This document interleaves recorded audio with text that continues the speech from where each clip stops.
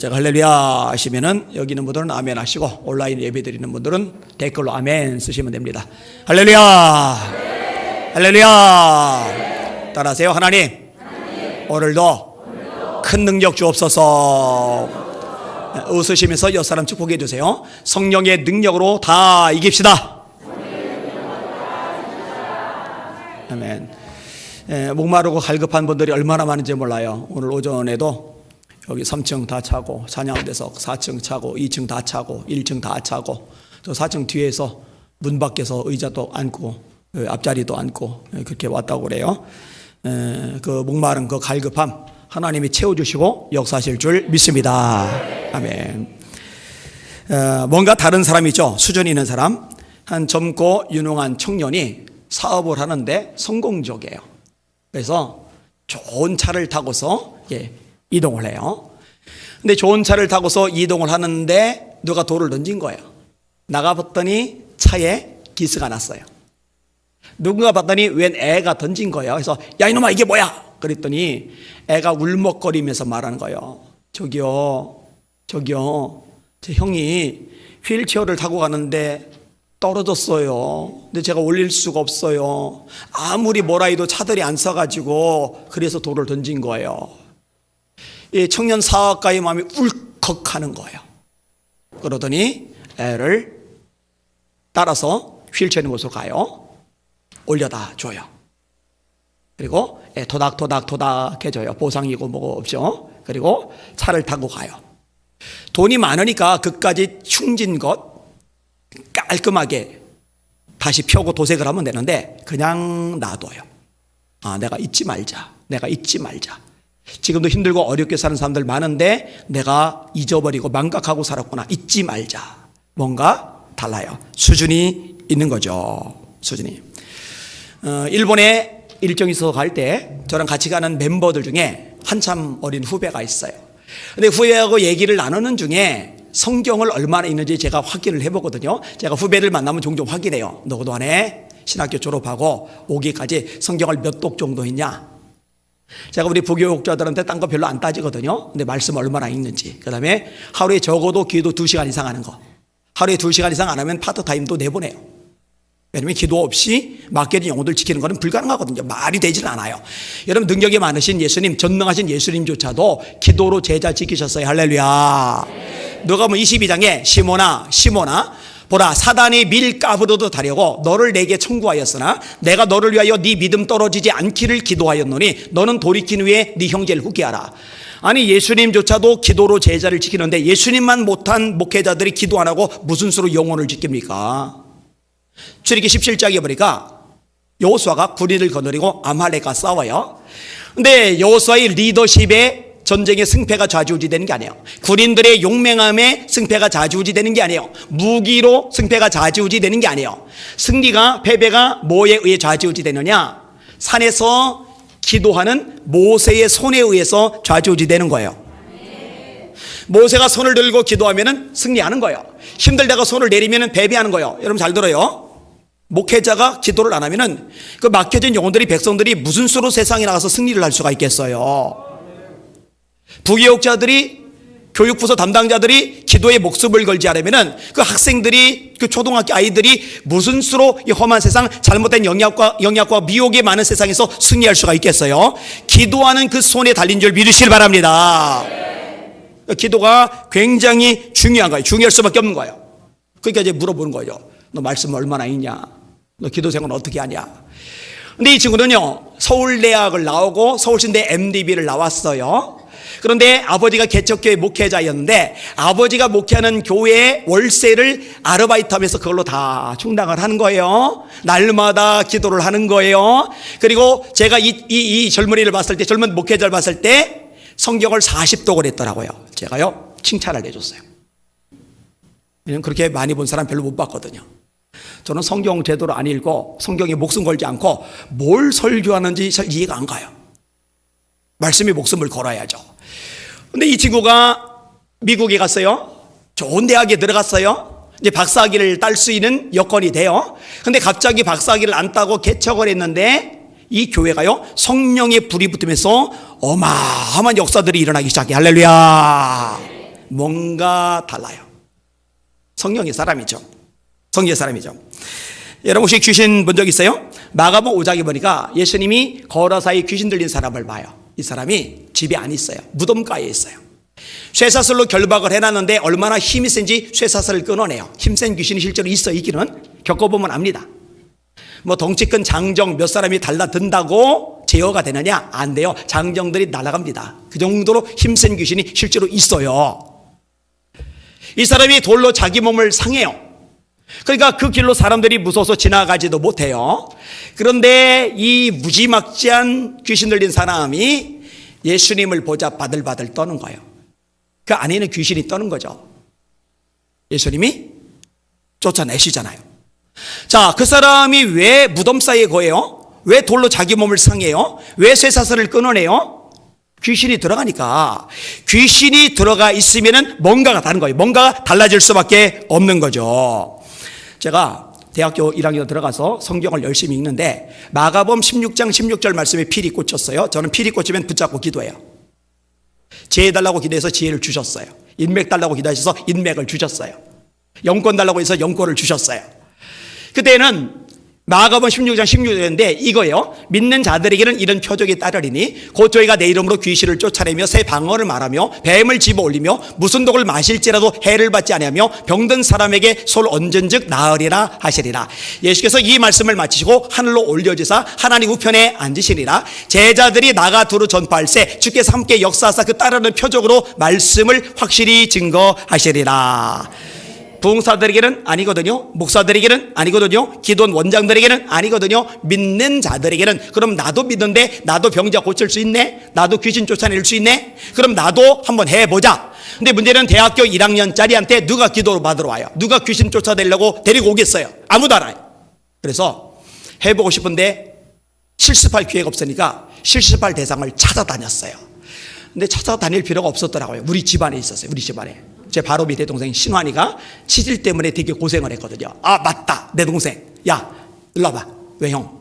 앉아봐. 왜 형? 내가 기도해 줄게. 반발해요. 형이 뭔데 기도해 줘? 형이 목사님이야? 아니야. 내가 꼭 한번 해봐야 돼. 기도 한 번만 받아줘. 알았어 형. 빨리 꺼내. 그래서 손을 얹은즉 나으리나. 손을 얹고 정말 뜨겁게 기도했어요. 하나님, 제 동생이 똥꼬가 아파서 고생을 합니다. 화장실 할 때마다 피가 납니다. 하나님, 믿는 자에게는 이런 표적이 따르리니 병든 사람에게 손을 얹은즉 나으리라 하셨죠. 제가 지금 손을 얹었습니다. 제 동생 치질을 깨끗하게 고쳐 주시옵소서. 열심히 기도했어요.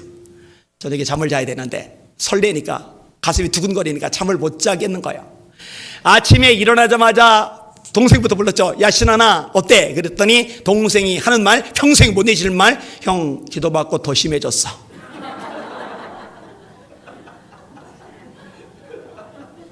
얼마나 당황하겠어요. 그죠? 그래서 제가 실망을 굉장히 많이 해요. 근데 말씀이 틀릴 리는 없고 내가 문제일 건데 문제가 뭘까? 근데 문제를 모르겠는 거예요. 근데 마가복음 9장에 보니까 예수님의 제자들이 조용히 여짜오되 우리는 어찌하여 능히 귀신을 쫓아내지 못하였나이까? 주님이 정확하게 답을 말씀하세요. 기도 외에 다른 것으로는 이런 종류가 나올 수 없느니라. 따라합시다. 기도 외에 다른 것으로는 이런 종류가 나올 수 없느니라. 권사, 장로, 목사가 돼도 기도 안 하면은 원수마귀가 우습게 보고요. 어린아이라 하더라도 기도하면은 영권이 있어서 그 앞에 원수마귀 덜덜 떠는 줄 깨달으시길 바랍니다. 사람이야 겉모습 보죠. 영적 세계는 전혀 달라요. 완전히 차원이 달라요. 기도가 문제구나. 내가 기도가 모자라구나. 그럼 기도를 많이 하자. 어떻게 하면 기도를 많이 할까? 그래, 집에서 학교를 다니는 것보다 차라리 교회에서 살면, 교회에서 자면 기도를 이전보다 많이 하겠지. 그래서 목사님 교회에서 앞으로 자겠습니다 하면은 너 교회에서 자라 이렇게 해줄 리가 없으니까 목사님께 아예 얘기를 안 드리고 교회 지하실 방 한 칸을 제가 점령을 했어요. 책을 갖다 놓고 이불 갖다 놓고 거기서 자는 거예요. 그런데 지하실이라 추워요. 습기가 많아요. 공기가 안 좋아요. 예수 이름으로 병자 고치려고, 예수 이름으로 귀신 내쫓으려고 지하실에서 잠을 자기 시작을 했는데 예수 이름으로 병 고치기 전에 제가 병 들어버렸어요. 알아 누웠어요. 전종서 목사님이 제가 지하실에서 알아누워서 끙끙거린다는 얘기를 들으시더니 오셨어요. 저를 이렇게 내려다보시면서 혀를 차시던 모습이 생각나요. 쯔쯔쯔쯔쯔쯔. 그리고 야 임마 가 집에서 자 쫓아내신 게 아니라 4층이 옥상이고 5층과 6층에 종탑방이 2개가 있는데 5층 종탑방을 꾸며주시더니 여기는 공기가 좋으니까 앞으로 여기서 자. 그래서 제가 교회에서 잠을 자기 시작했어요. 본격적으로 몇 년간 5년 이상을. 그런데 여러분 보세요. 이 예배당요, 이 전체가요, 같이 있으니까 은혜가 되죠. 같이 있으니까 포근하고 따뜻하죠. 이 커다란 예배당에서요, 날마다 혼자 자려니까 예배당이 포근한 게 아니라 무서워요. 전깃줄 사이로 휘 바람 소리가 나가면요, 오싹오싹합니다. 그리고 외로워요. 엘리베이터 없는데 5층에 누가 뚜벅뚜벅 올라와가지고 희환아 떡볶이 사왔어, 순대 사왔어, 같이 먹자 이랬으면 좋겠는데 올라오는 인간은 아무도 없고, 제가 계단 올라갈 때 방에서 누군가 기다리다가 희원아 이제 끝나고 왔냐 어서 와라 이래줬으면 좋겠는데 그 방키는 저밖에 없으니까 아무도 기다려줄 리가 없고, 그러면은 근처에 집이 있으니까 집에 가면 되는데 집에 안 가고 이를 악물고 교회에서 자는 거예요. 5년 이상 하셨어요. 그리고 산기도를 다녀요. 삼각산. 한겨울에 삼각산 산에 올라가 봐요. 바람이 칼날입니다. 진짜 아프게 바람이 와요. 거기에 스트로폴 깔고 비닐봉지 뒤집어 쓰고 부르짖어 기도해요. 여러분 한겨울 산기도는 해보신 사람이 압니다. 한겨울 산기도는 나는 점잖은 사람 신사숙녀라서 얌전하게 묵상기도 묵상 얼어 죽어요. 그거. 산기도는요 묵상기도 못합니다. 한겨울에 부르짖어야 돼요. 그래야 얼어 죽질 않아요. 열심히 기도를 해요. 5년이 지났어요. 제가 중고등부하고 청년들 연합집회를 인도하러 갔어요. 27살쯤일 거예요. 근데 사람들이 바글바글 잔뜩 모였는데 앞에 청년에게 귀신이 들어간 거예요. 귀신이 들어가니까 확실히 달라져요. 눈이 뒤집어져요. 입에서 꽃게처럼 거품이 나요. 몸이 활처럼 뒤로 휘어요. 남자 청년들 서너 명이 가서 휘는 배를 누르는데 배가 꼼짝도 않아요. 들어가지를 않아요. 아까 얘기했죠. 힘센 귀신이 들어가면은 3명이 아니라 10명이 눌러도 그거 안 들어갑니다. 자꾸 내던지면 날아갑니다. 난장판이 돼요. 제가 내려갔어요. 이마에다 손을 댔어요. 그리고 말하는 거예요. 담대하게 선포하는 거예요. 내가 나사렛 예수 이름을 명령한다. 평안할지어다. 내가 나사렛 예수를 명령한다. 평안할지어다. 내가 나사렛 예수를 명령한다. 평안할지어다. 3마디 하니까 귀신이 나가버렸어요. 할렐루야. 그때부터 병자들이 일어나고 그때부터 귀신이 떠나가더라고요. 그러니까 집회를 계속 다니는 거죠. 요즘 코로나 때문에 잠잠하지 작년만 해도 첫 주부터 52주까지 매주 집회가 있어요. 어떨 때는 한 주에 2번씩 연합집회도 기도원 집회도 하나님이 역사를 참 많이 하세요. 자, 귀신이 들어가니까 확실히 달라요. 확실히. 여러분 질문할게요. 귀신이 큽니까? 성령님이 크십니까? 귀신이 셉니까? 성령님이 세십니까? 여러분 귀신만 들러가도 다른데 변하는데 귀신보다 큰 성령님이 역사하시면은 달라지는 줄 믿으시길 바랍니다. 변화되는 줄 믿으시길 바랍니다. 안 달라지면 변화되지 않으면 똑같으면 그게 이상한 거예요. 뭔가 잘못된 거예요. 오늘 설계 제목 믿음으로 따라합시다. 은혜 받은 사람은 확실히 다르다. 한 번 더. 은혜 받은 사람은 확실히 다르다. 확실히 달라지는 여러분들 되시기를 주님의 이름으로 축원합니다. 자, 오늘 본문의 내용 같이 읽을게요. 1절, 2절, 3절 시작. 6월절 엿새 전에 예수께서 베다니에 이르시니 이곳은 예수께서 죽은 자 가운데서 살리신 나사로가 있는 곳이라. 거기서 예수를 위하여 잔치할새 마르다는 이 일을 하고 나사로는 예수와 함께 앉은 자 중에 있더라. 마리아는 지극히 비싼 향유 곧 순전한 나드 한 그릇을 가져다가 예수의 발에 붓고 자기 머리털로 그의 발을 닦으니 향유 냄새가 집에 가득하더라. 나사로가 두 누이를 두고 있는데 하나는 마르다 언니고 하나는 마리아 동생이에요. 근데 오늘 본문에 보니까 뭐라고 돼 있어요? 마리아가 비싼 향유 나드 한 근을 예수님의 발에 쏟은 거예요. 여러분 이 팔레스틴 지역은요 건조해요. 그리고요 지금 우리는 양말 신죠, 스타킹 신죠, 거기다가 구두 또 운동화 신죠. 거기는 양말이라 스타킹 안 신은 상태로 샌들 같은 것을 신어요. 건조한 지역 먼지 많은데 샌들 신고 돌아다니면 발에 먼지가 뿌옇게 쌓여요. 그래서 외부에서 손님이 오면 대야에다가 물을 담아서 내주는 게 예의예요. 귀한 손님이 오면은 감람류 한 방울을 떨어뜨려요. 그럼 은은하게 향기가 나요. 정말 귀한 손님이 오면은 감람류보다 훨씬 비싼 향유를 떨어뜨려요. 그럼 냄새가 훨씬 더 향긋하고 진해요. 정말 귀하면 몇 방울 떨어뜨리겠죠. 워낙 비싼 거니까. 근데 이 마리아가요 300데나리온짜리를 몽땅 쏟아붓는 거예요. 그러니 향유 냄새가 온 집에 꽉 찰 수밖에 없는 거죠. 자, 유대인들은 하루에 일하면 품값을 한 데나리온을 받아요. 그럼 유대인들이 1년에 며칠을 일할 수 있느냐? 52일은 일을 못해요. 안식일이라서. 1월 14일부터 7일간 일을 못해요. 6월절 다음 날부터 49일째, 그래서 77절, 6월절부터 따져서 50일째, 그래서 오순절, 첫 곡식을 거두기 때문에 초실절, 보리를 거두기 때문에 맥추절 같은 날이에요. 초실절, 맥추절, 77절, 오순절, 그날 일하면 안 돼요. 7월 15일부터 일주일 동안 초막절 혹은 장막절, 일주일간 일 못해요. 7월 1일 나팔절, 7월 10일 대속제일 일 못해요. 자, 52일에다가 이 절기를 다 합치면은 1년에 일할 수 있는 날이 290일 정도, 280에서 90일 정도. 그러니까 300데나리온이라는 얘기는 1년 동안 안식일 절기 빼고서 하루도 안 빠지고 일해서 모은 돈에서 단돈 1,000원짜리, 만원짜리 한 장 안 빼고 전체 모은 돈. 그러니까 1년 연봉 전체. 그러면 얼마예요? 10만 원씩 따지면은 3천만 원. 15만 원씩 따지면 4,500만 원. 연봉이 5천만 원이다. 그러면 5천만 원. 5천만 원짜리를, 3천만 원짜리를, 4,500만 원짜리를 몽땅 깨서 예수님의 발에 부은 거예요. 여러분 잘 들으세요. 사람은요, 돈 쓰는 걸 보면 그 사람의 마음이 어디 가 있는지를 알아요. 주님 사랑해요. 찬양 부르면서 막 감격해서 막 눈물 글썽글썽하면서 주님 사랑해요. 그런데 헌금 시간만 되면 풍이 와가지고 달달달달달달달달. 그 사람 절대로 주님 사랑하는 사람이 아닙니다. 자식한테 돈을 쓰는데 아까워하지 않아요. 남편한테 돈 쓸 때 좀 아까워요. 예, 웃으시는 분들 수상한 분들이죠. 그죠? 그죠? 왜 자식한테 돈 쓸 때 하나도 안 아깝냐? 사랑하니까. 여러분 주님을 사랑하면 주님께 물질 드리는 거 손톱만큼도 아깝지 않은 줄 믿으시길 바랍니다. 저 예수님 사랑하거든요. 제 목숨까지 드릴 마음이 있어요. 그러니 시간 드리는 거, 몸 드리는 거 아무것도 아니죠. 물질 드리는 게 저한테는 제일 쉽던데요. 그게 왜 어려워요? 그죠?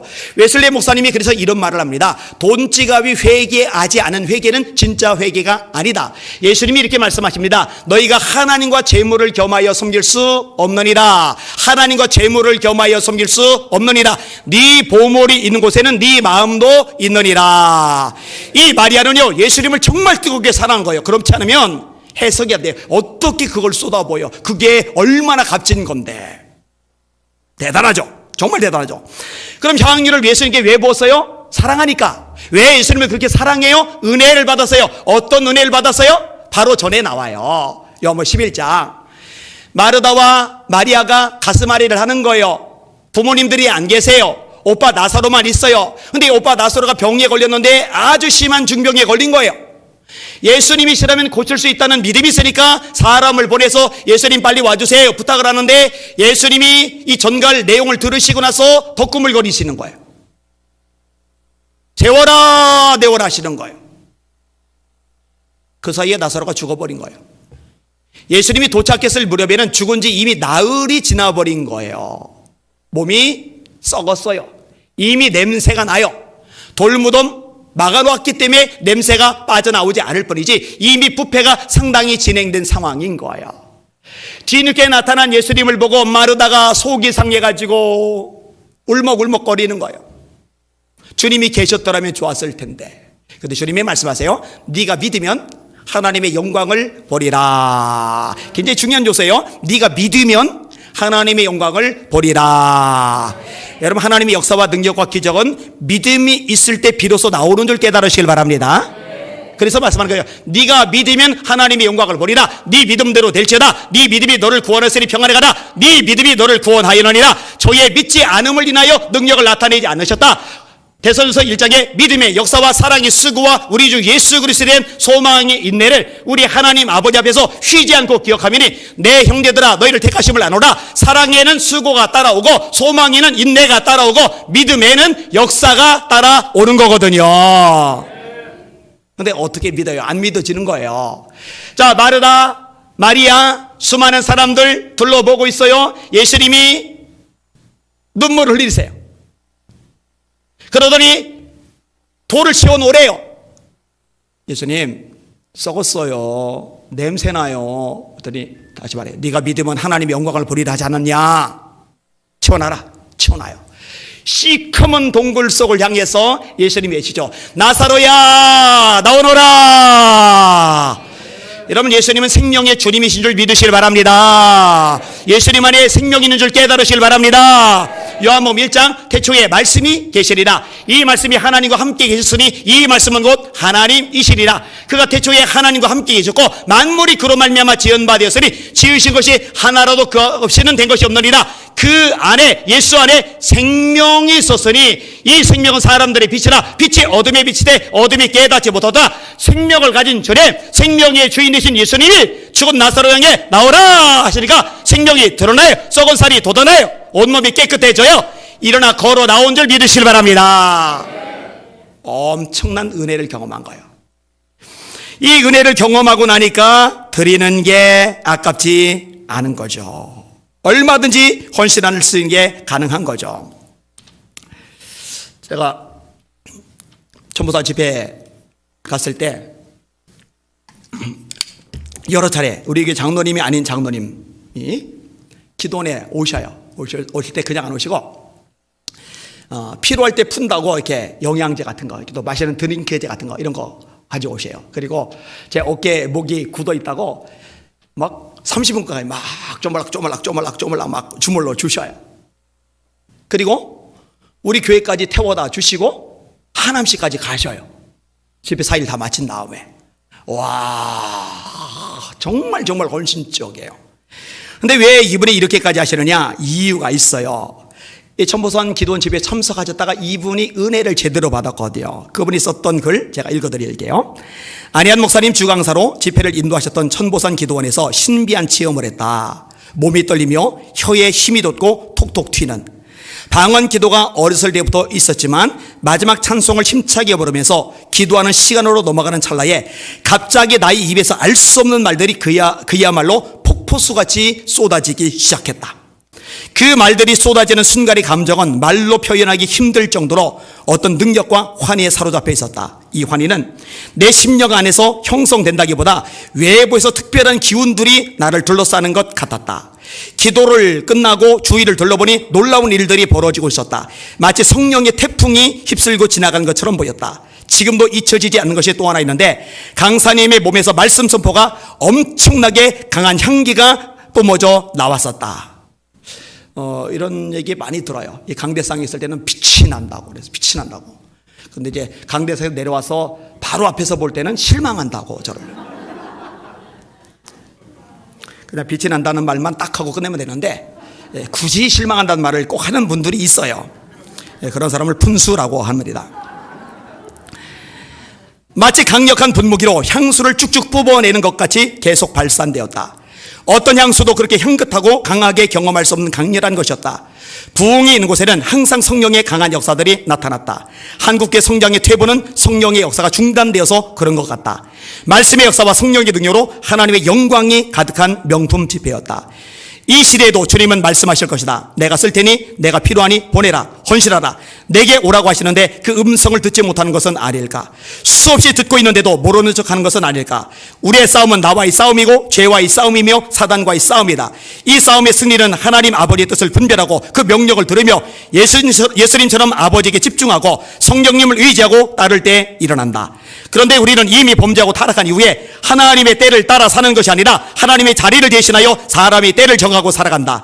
그러면서 조급하기도 하고 실망 혹은 포기, 절망을 하면서 살아간다. 운명론에 자신을 맡기는 사람은 더 이상 기대할 일이 없고 소망이 없다. 주어지는 대로 살 뿐이다. 이런 경우 영혼을 사모하는 마음이 없고 하루살이처럼 살 뿐이다. 모든 일에 성실하며 주님의 일에 기대하며 사는 것은 복된 삶이다. 감사대 범사에 감사하며 살고 주님을 바라보며 함께 교제하는 성도들의 관계는 분명 축복이다. 실망할 것이 없고 때를 따라 아름답게 하시는 우리 주님의 손길을 느끼며 살아가는 것이 분명 복이리라. 이 경험하고 나니까 다른 거예요. 이런 바디메오가 평생 앞을 못 보고 살다가 예수님 때문에 눈을 뜨고 나니까 길에서 주를 쫓으니라. 길에서 예수를 따르니라. 왜 예수님을 따라요? 은혜를 받았으니까. 7 귀신에게 자유함을 얻은 막달라 마리아가 왜 주님을 그렇게 줄줄 따라다녀요? 왜 주님을 그렇게 섬겨요? 왜? 군인들이 시키는데, 남자들이 시키는데 괜히 잘못 가다가 봉변 당하면 어떡하라고? 그 새벽에 그 깜깜한 시간에 무덤까지 예수님 시체라도 본다고 그 위험한 곳까지 가요? 7 귀신에서 벗어나게 해주신 은혜를 경험했으니까. 여러분, 은혜를 받되 제대로 받읍시다. 분명하게 받읍시다. 그럼 달라져요. 확실히 달라질 수밖에 없어요. 안 달라지면 이상한 거죠. 자, 은혜를 받았기 때문에 변화된 거예요. 예수님께 향유를 쏟아붓는 거예요. 이렇게 아름다운 헌신, 이렇게 가치 있는 헌신, 이렇게 위대한 헌신, 이렇게 엄청난 헌신을 했는데 박수 받는 게 아니에요. 칭찬 듣는 게 아니에요. 높여주는 게 아니에요. 격려 듣는 게 아니에요. 욕을 바가지로 얻어먹어요. 자, 오늘 본문을 읽을게요. 4절, 5절, 6절. 시작. 제자 중 하나로서 예수를 잡아줄 가룟 유다가 말하되 이 향유를 어찌하여 300데나리온에 팔아 가난한 자들에게 주지 아니하였느냐 하니 이렇게 말하면 가난한 자들을 생각함이 아니요 그런 도둑이라 돈깨를 맞고 거기 넣은 것을 훔쳐 가미러라. 아멘. 혼내는 거예요. 지적질하는 거예요. 그 헌신을 허비한대요. 헌신을 허비한대요. 허비라는 건 뭐예요? 쓸데없이 낭비하는 걸 허비라고 그러죠.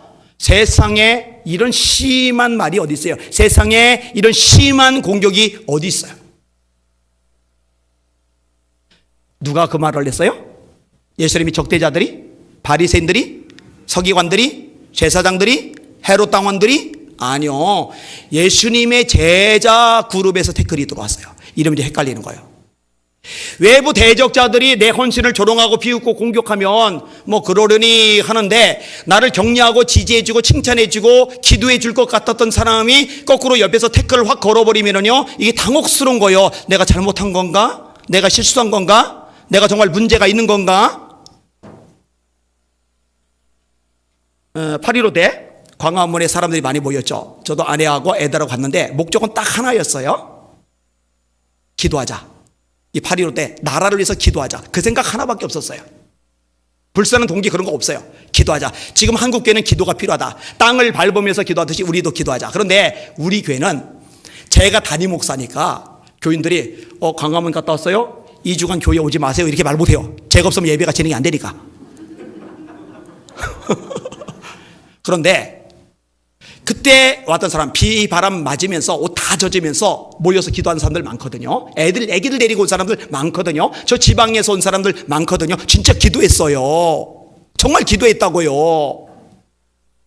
코로나 때문에 난리인데 두려웠는데 겁에 질렸는데 다 뚫고 나왔어요. 그만큼 나라 사랑에 애써요. 열정 있어요. 그런데 그렇게 나라 사랑 마음으로 광화문 거리 다니면서 기도를 했는데 부르짖었는데 찬양을 불렀는데 교회 갔더니 태클이 걸려요.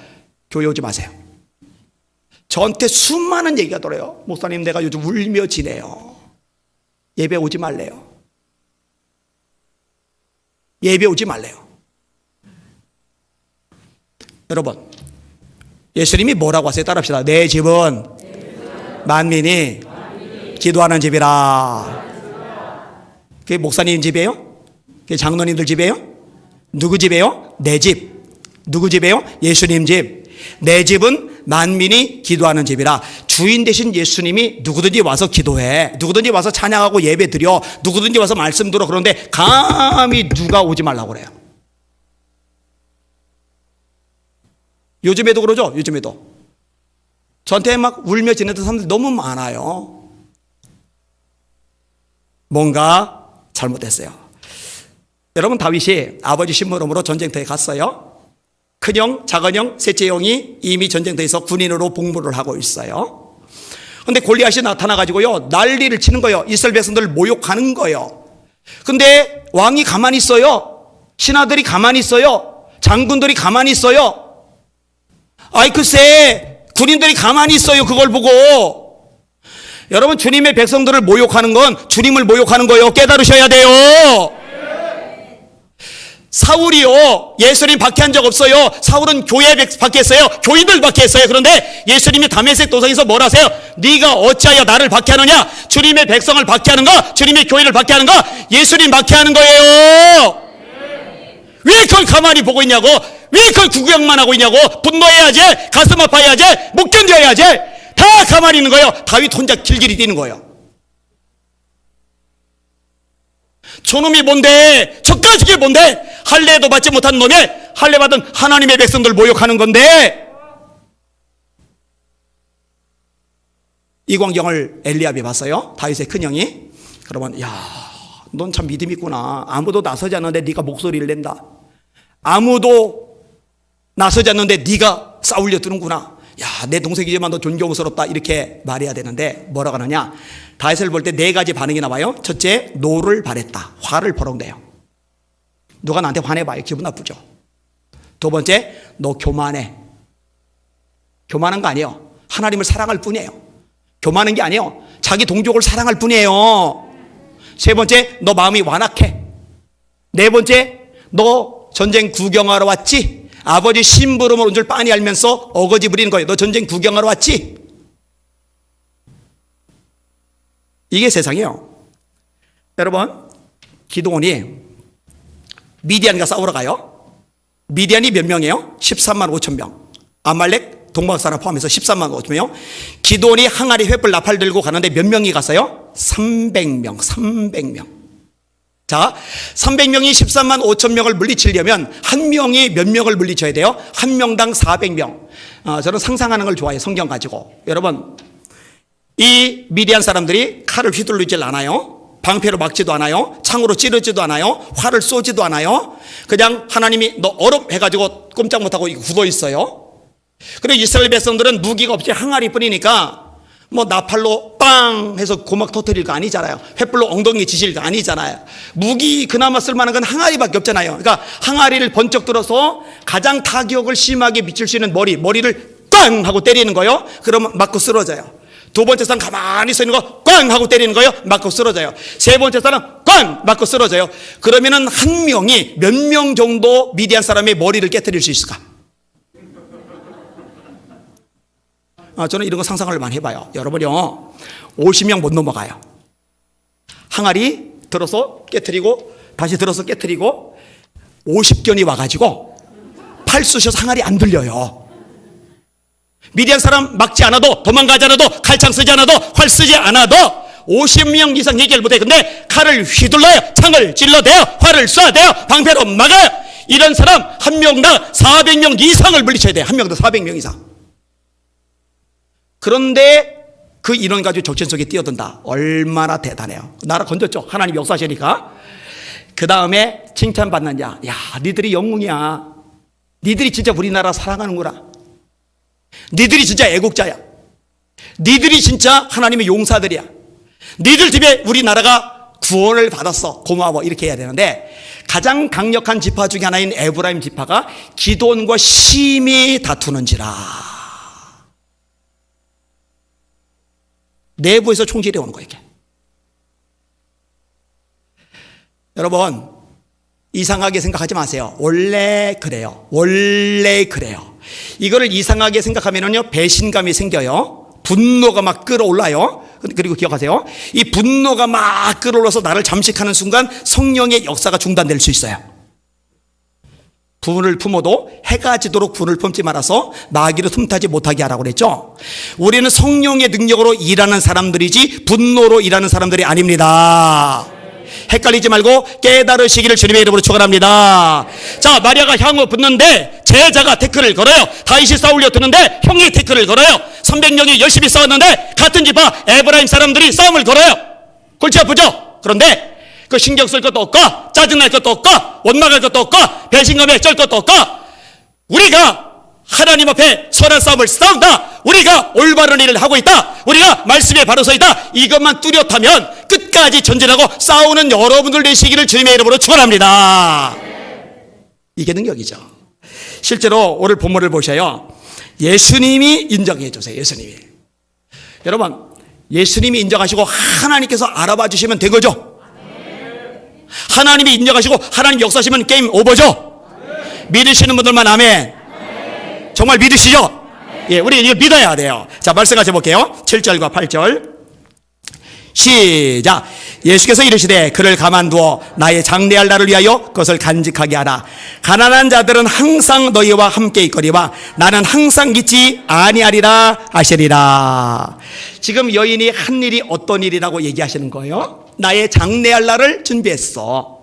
나의 십자가의 죽음을 준비했어. 엄청난 가치와 의미를 부여해 주는 거예요. 여러분, 이 향유분 마리아 얘기는요, 예수님 당시에도 예수님께서 기뻐하시고 칭찬하셨지만 초대 교부 시대에도, 중세 시대에도, 근대 시대에도, 그리고 현대에도, 그리고 앞으로 주님 재림하기 직전에 그 미래까지도 이 여인 얘기는 계속 나올 거예요. 계속 존경받고 인정받고 사랑받고 칭찬받는 대표적인 주님의 여정으로 높이 추앙을 받을 겁니다. 할렐루야. 그게 최고의 축복이요 상급인 줄 믿으시기를 주님의 이름으로 축원합니다. 여러분, 진짜 성공이 뭐예요? 하나님께 인정받는 게 진짜 성공이죠. 마태복음 5장과 6장과 7장을 산상수훈이라고 그래요. 마태복음 1장에 이렇게 5장 1절에 이렇게 시작하죠. 예수께서 무리를 보시고 산에 올라가 앉으시니 제자들이 나온지라 입을 열어 가르쳐 이르시되 심령이 가난한 자는 복이 나니 천국이 그들의 것이며 애통한 자는 복이 나니 그들이 위로를 받을 것이며 온유한 자는 복이 나니 그들이 땅을 기업으로 얻을 것이며 의에 줄이고 목이 마른 자는 복이 나니 그들이 배부름을 얻을 것이며 긍휼히 여기는 자는 복이 나니 그들이 긍휼히 여김을 받을 것이며 화평 깨는 자는 복이 나니 그들이 하나님의 아들의 일컬음을 받을 것이며 마음이 청결한 자는 복이 나니 그들이 하나님을 볼 것이며, 요거 두 개 바뀌었어요 순서가. 의를 위하여 박해를 받는 자는 복이 나니 천국이 그들의 것임이라. 나를 인하여 너희를 욕하고 핍박하고 모든 거짓으로 너희를 거슬려 온갖 악한 말을 할 때는 기뻐하고 즐거워라. 하늘에서 너희 상이 큼이라. 너희 전에 있던 선지자들로 이같이 박해하였느니라. 원수를 사랑하라. 이런 말씀이 5장에 쭉 나와요. 너희는 세상의 빛이라. 산에 있는 동네가 숨기우지 못할 것이요 사람이 등불을 켜서 말 아래 두지 아니하고 등경 위에 두나니 이러므로 집안 모든 사람에게 비추느니라. 이같이 너희 빛을 사람 앞에 비치게 하여 저희로 너희 착한 행실을 보고 하늘에 계신 너희 아버지께 영광을 돌리게 하라. 6장에 넘어가면서 기도에 대해 말씀하세, 금식에 대해서 말씀하세, 구제에 대해서 말씀하세. 그런데 나 팔불지 마, 자랑하지 마. 그 자기상 이미 받은 거야. 은밀한 중에 기도하고 은밀한 중에 금식하고 은밀한 중에 구제하면 은밀한 중에 보시는 하나님이 갚아주실 거야. 그러면 주기도문 얘기를 하세요. 그 다음에 너희는 무엇을 먹을까, 무엇을 마실까, 무엇을 입을까 염려하지 말아라. 이는 다 이방 사람들이 구하는 것이요 너희 천부께서는 너희가 있을 것을 다 아시려니라. 너희는 먼저 그의 나라와 그의 의를 구하라. 그러면 이 모든 것을 너희에게 더하시리라. 이게 마태복음 6장 33절이죠 그 다음에 마태복음 7장 가면서 비판을 받지 않으면 비판하지 말라 하면서 계속 가르치다가 결론 부분에 뭘 말씀하는지 아세요? 가장 중요한 메시지 전하시는데 그게 뭐냐? 잘 들어보세요. 그날에 예수님 재림하는 날, 그날에 많은 사람이 나더러 이르되, 소수가 아니에요, 일부가 아니에요, 많은 사람이 나더러 이르되 주여 우리가 주의 이름으로 선지자 노릇하며 귀신을 쫓아내며 많은 권능을 행치 아니하였나이까. 선지자 노릇했대요. 귀신을 쫓아냈대요. 많은 권능을 행했대요. 여러분, 제가 지역에 가면은 사람들이 열광을 하는 이유 중에 하나가 권능이 나타나기 때문에 그래요. 병자가 일어나고 귀신이 나가니까. 그런데 여기는 많은 권능을 행치 아니었나이까. 그게 본질이 아니라는 거예요. 그 다음 구절이 뭐냐? 내가 너희를 도무지 알지 못하니 불법을 행하는 자들아 내게서 떠나가라 하리라. 그 다음에 마지막 내용이 뭐예요? 그러므로 나의 이 말을 듣고 지키는 자마다 그 집을 반석 위에 지은 지혜로운 사람 같으리니 비가 내리고 바람이 불고 창수가 나서 그 집에 부딪히되 무너지지 아니하나니 이는 그 집을 반석 위에 놓은 거요. 내 말을 듣고 지키지 않는 자는 그 집을 모래에 지은 어리석은 사람 같으리니 비가 내리고 바람이 불고 창수가 나서 그 집에 부딪히되 무너짐이 심하리라. 산상수훈 끝. 자, 수많은 사람이 인정해야지. 와, 능력의 종 선지자야. 선지자가 일어났어. 귀신이 나가. 병자가 일어나. 권능이 나타나. 와. 근데 정작 예수님이 나도 몰라. 끝. 여러분, 헷갈리지도 말고 속지도 마세요. 세상적으로 얼마나 뻔떳하냐, 얼마나 이름 날렸냐, 얼마나 그럴듯하냐, 얼마나 바주컷하냐, 말짱꽝 아무 의미 없어요. 예수님이 인정해 주시면은 그게 진짜입니다. 그것만이 남습니다. 여기는 여러분들은 예수님이 인정해 주는 진짜 백인을 다 되시기를 예수님의 이름으로 축원합니다. 제가 볼 때요, 지금 상황에서 한국교회가 불이 붙고 막 부흥을 경험하고 그렇게 되면 문제가 생겨요. 온갖 잡동사니들이 막 섞여 있거든요. 하나님은 그런 상태로 일하시는 적이 없어요. 어중이 떠지고 군중들 가지고 역사하시는 예가 성경 어디에도 없어요. WCC도 해결해야죠. NCCK도 해결해야죠. 차별금지법 이거 지지하는 교회들 있잖아요. 교단들 있잖아요. 이거 해결해야죠. 예배 목숨 걸지 못하는 거 이것도 반성하고 돌이켜야죠. 이런 잡동사니 같은 것들이 다 걸러져요. 다 구분이 돼요. 알곡과 쭉정의 진짜와 가짜 이것들이 다 드러나고 다 보여지는 투명해지는 이런 시대가 돼서요. 정말 여지없이 적나라하게 다 드러나잖아요. 그죠? 그리고 이게 드러난 다음에 하나님께서 순결해진 진짜 하나님의 백성들 통해 하나님의 교회를 통해 그때 주시는 부흥이 진짜 주님이 원하시는 부흥이라는 거 깨달으시기를 주의 이름으로 축원합니다. 그러니까 영의 눈으로 보실 필요가 있어요. 지금 세상 분위기가 어떤지, 언론이 어떻게 말하는지, 심지어는 교회에서도 목회자들조차도 뭐 어쩌고 그거 다 상관없어요. 누가 뭐라 하든 다 괜찮아요. 다 상관없어요. 주님이 보시기에 말씀에 입각해서 올바르면 바로 서 있으면 그게 최고라는 거 헷갈리지 마시기를 예수님의 이름으로 축원합니다. 그게 최고예요. 그게 최고예요. 말씀을 정리할게요. 한번 따라합시다. 은혜 받은 사람은 확실히 다르다. 믿음으로 따라하세요. 은혜 받은 사람은 확실히 다르다. 주님이 보실 때 진짜 백이, 주님이 보실 때 알고, 주님이 보실 때 순결한 주님의 신부, 주님이 보실 때 주님이 기뻐하시는 영적 용사, 그런 하나님의 사람으로 남겨지시고 우뚝 서시기를 예수님의 이름으로 축원합니다. 축원합니다. 축원합니다. 우리 찬양 같이 하겠습니다.